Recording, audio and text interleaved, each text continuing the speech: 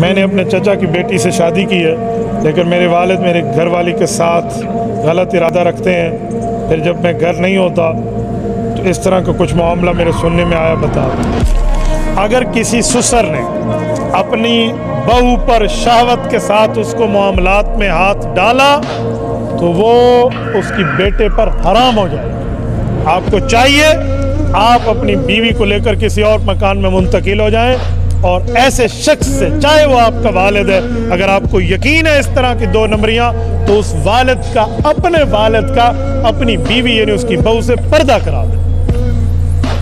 والد کی خدمت آپ کی ذمہ داری ہے، آپ کی بیوی کی نہیں۔ اس طرح کے کچھ معاملات ہیں فوراً الگ۔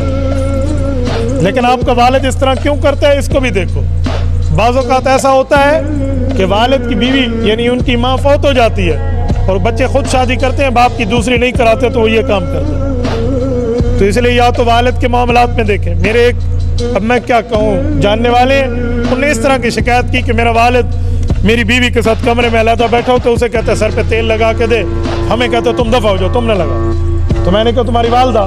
کہتے ہو تو 5 سال ہو گئے فوت ہو گئے۔ میں نے کہا ابو کی عمر کتنی ہے؟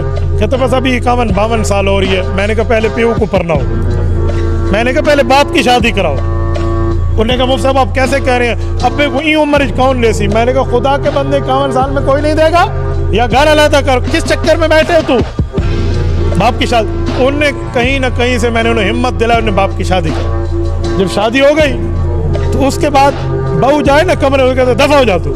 میں نے کہا ہونڈا سا آرام ہے، ٹھاٹ پائیے، تو میں پہلے تو میں کہتا تھا کہ باپ کی شادی کرا۔ تو بھائی اگر اس طرح کا کوئی مسئلہ ہے تو سے کیسے دیکھو جا۔